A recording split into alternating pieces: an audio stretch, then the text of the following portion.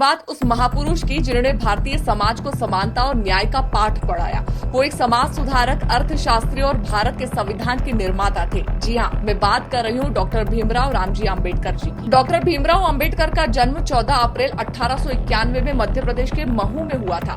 उनका परिवार महार जाति से था, जिसे समाज में अछूता माना जाता था। उनके पिता रामजी सतपाल ब्रिटिश सेना में सूबेदार थे, लेकिन इसके बावजूद भीमराव को सामाजिक भेदभाव का सामना करना पड़ा। स्कूल में उन्हें अलग बिठाया जाता, न तो शिक्षक उन्हें पढ़ाना चाहते थे और न ही उन्हें पानी को छूने की अनुमति थी। लेकिन भीमराव ने हार नहीं मानी। उन्होंने शिक्षा को अपना हथियार बनाया और खुद को इस भेदभाव से ऊपर उठाने का फैसला किया। उन्होंने मुंबई यूनिवर्सिटी से बैचलर की डिग्री हासिल की और आगे की पढ़ाई करने के लिए वो अमेरिका की कोलंबिया यूनिवर्सिटी में चले गए। वहाँ से उन्होंने इकोनॉमी में एमए और पीएचडी की डिग्री हासिल की। इसके बाद वो इंग्लैंड चले गए और लंदन स्कूल ऑफ इकोनॉमिक्स से कानून और अर्थशास्त्र की पढ़ाई पूरी की। उनकी प्रतिभा को देखकर ब्रिटिश सरकार ने उन्हें पढ़ाई के लिए स्कॉलरशिप भी दी थी। विदेश में उच्च शिक्षा प्राप्त करने के बाद वे भारत लौट आए, लेकिन यहाँ उन्हें वही जातीय भेदभाव का सामना करना पड़ा। डॉक्टर अम्बेडकर ने महसूस किया कि जाति व्यवस्था ने भारतीय समाज को बुरी तरह से जकड़ रखा है। हालांकि मैं हिंदू पैदा हुआ हूँ, लेकिन मैं भरोसा दिलाता हूँ आपको कि एक हिंदू के रूप में हरगिज नहीं मरूंगा।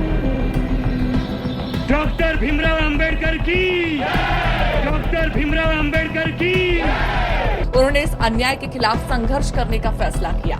उन्होंने 1927 में महार सत्याग्रह किया, जिसमें उन्होंने दलितों को सार्वजनिक तालाबों से पानी पीने का अधिकार दिलाया। 1930 में उन्होंने कालाराम मंदिर आंदोलन शुरू किया, जिसमें दलितों को मंदिरों में प्रवेश करने का अधिकार मिला। उन्होंने बहिष्कृत भारत, मुकनायक और जनता जैसी पत्रिकाओं से समाज में समानता और अधिकार की जागरूकता फैलाई। 1942 में वे वायसराय के कार्यकारी परिषद में श्रम मंत्री बने और 1947 में स्वतंत्र भारत के पहले कानून मंत्री के तौर पे वो नियुक्त किए गए। संविधान सभा में भी उन्हें संविधान निर्माण समिति का अध्यक्ष बनाया गया। उन्होंने संविधान को ऐसा बनाया जिसमें सभी नागरिकों को समान अधिकार मिले, बिना किसी जाति, धर्म या लिंग के भेदभाव के। उन्होंने भारतीय संविधान में कई महत्वपूर्ण प्रावधान जोड़े, जैसे आर्टिकल 14 सभी नागरिकों के लिए समानता का अधिकार देता है।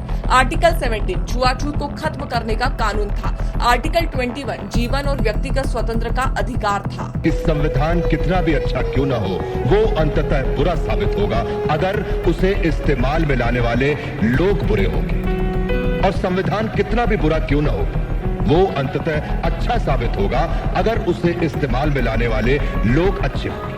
26 नवंबर 1949 को संविधान को अपनाया गया और 26 जनवरी 1950 को इसे लागू किया गया।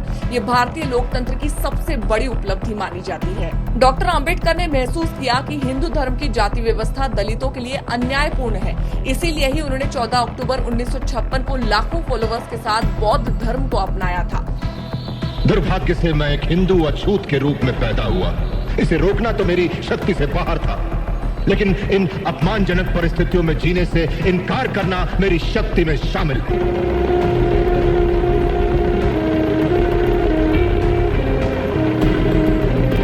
लेकिन लंबे समय के संघर्ष और अत्यधिक परिश्रम के कारण उनकी सेहत गिरने लगी। 6 दिसंबर 1956 को उनका निधन हो गया। आज भी डॉक्टर भीमराव अम्बेडकर का योगदान अमूल्य है।